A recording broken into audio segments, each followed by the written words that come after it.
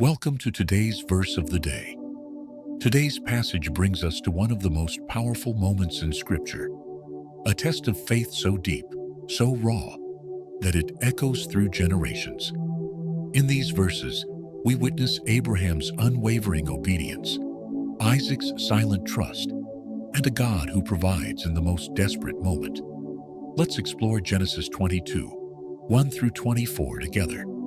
Verse: Sometime later, God tested Abraham. He said, "Take your son, your only son, whom you love, Isaac, and go to the region of Moriah.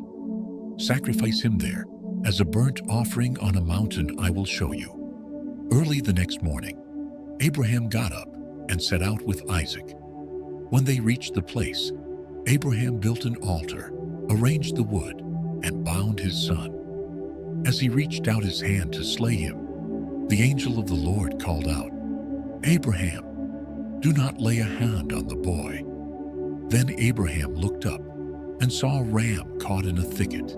He sacrificed it instead, and Abraham called that place, "The Lord will provide." The angel of the Lord said, "Because you have not withheld your son, your only son, I will surely bless you. Through your offspring, all nations on earth will be blessed." This chapter holds one of the most heart-wrenching commands ever given, and one of the most miraculous rescues. Abraham was asked to give up the very promise God had given him. His faith didn't rest on understanding, but on trust. He believed God could provide, even if that meant resurrection. Isaac carried the wood.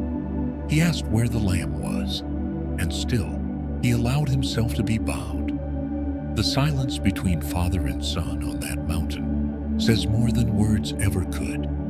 But God intervened, not at the beginning, not halfway, but at the final moment, when the knife was raised, when surrender was complete.